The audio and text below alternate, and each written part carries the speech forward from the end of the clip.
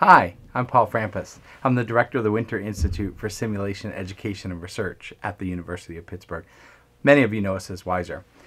Today I want to talk a little bit about learning from simulation and how it is far more than just the debriefing.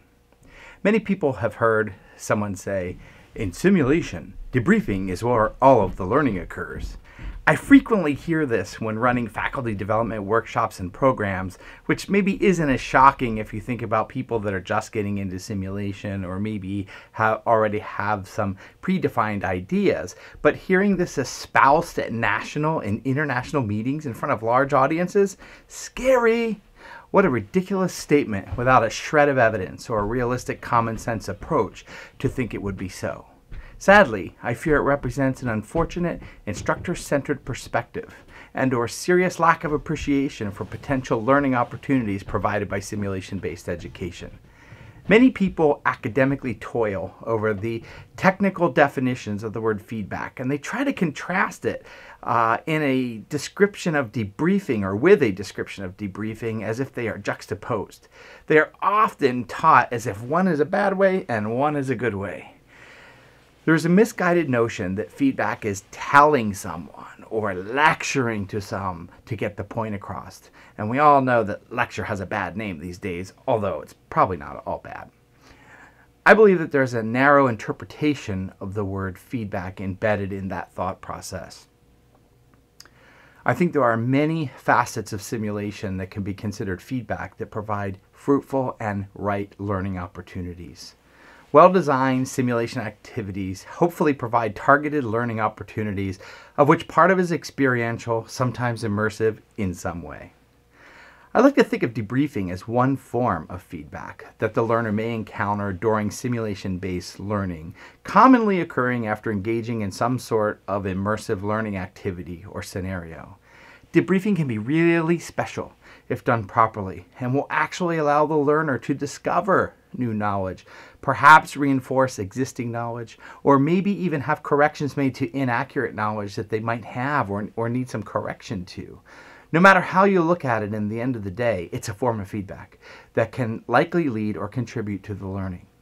But to think that during the debriefing is the only opportunity for learning is incredibly short-sighted.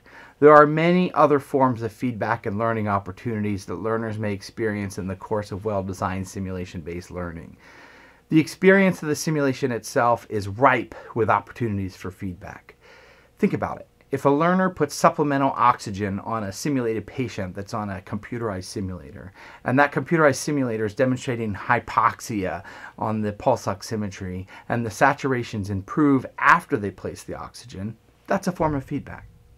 Conversely, if the learner or group of learners forget to provide supplemental oxygen to a patient in respiratory distress, and the saturations worsen and other signs of respiratory distress manifest themselves, that's feedback as well. The latter two examples are what I refer to as intrinsic feedback, as they are embedded into the scenario design and provide clues to the learners, as well as to the maybe approximate what might happen to a real patient in a similar clinical circumstance, depending on the objectives, depending on what you're trying to accomplish. With regard to intrinsic feedback, it's only beneficial if it's recognized and properly interpreted by the learners, either while actively involved in the simulated clinical encounter, and if not, perhaps it's brought up into the debriefing.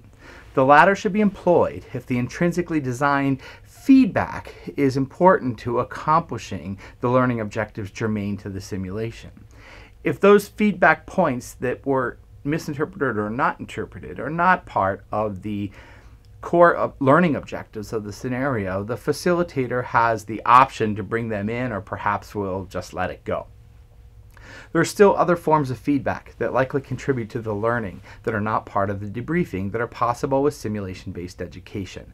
In the setting of a simulated learning encounter, let's say involving several learners, a delineation of duties, the acceptance or rejection of treatment suggestions are all potentially ripe opportunities for learning.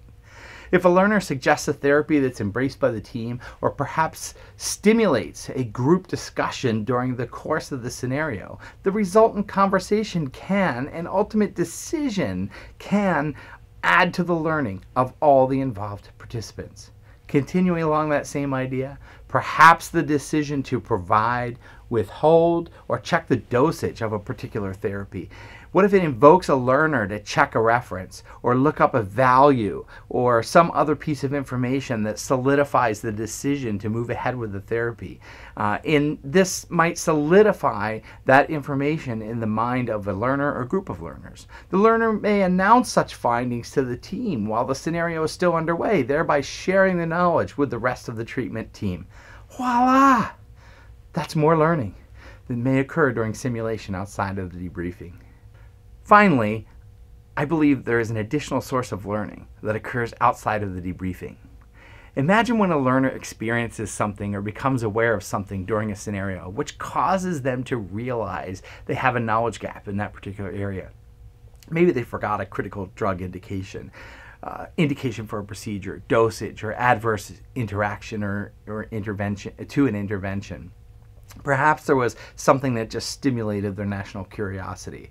It is possible that these potential learning items are not covered in the debriefing, as they may not be core to the learning objectives. They might not even be realized by the person facilitating the debriefing, but they may indeed stimulate the learner to engage in self-study, to enhance their learning further, to close the perceived area of a knowledge gap. In other words, you're counting on this professional to recognize they need a little bit more knowledge or a little refinement of the knowledge in a particular area, and they go and seek it out on their own. Why, yes, that's more learning outside of the debriefing. In fact, we hope this type of stimulation occurs on the regular basis as part of active learning that may have been prompted by the experiential aspects provided by the simulation. Such individual stimulation of learning is identified in the Sentinel publication of Dr. Barry Eisenberg in Medical Teacher, Volume 27, 2005, describing key features of effective simulation.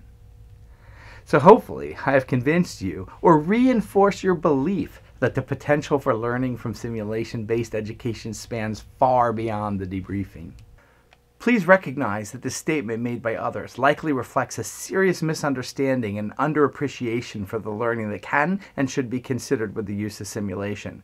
The implications of such short-sightedness can have huge impacts on the efficiency and effectiveness of the simulation that begin with the curriculum and the design and the way it is embedded into the overall bigger picture of what you're trying to accomplish in healthcare education. So the next time you're incorporating simulation into your education endeavor, sit back and think about all the potential that learning may occur, all the ways that it may happen, anticipate it, and try to anticipate the things that you're not thinking about during the design. Of course, the debriefing is one such activity during which we hope learning occurs. In fact, we know it's a very important part of the activity when learning occurs.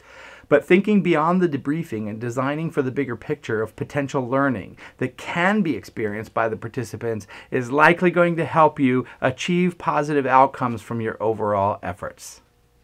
Until next time, happy simulating.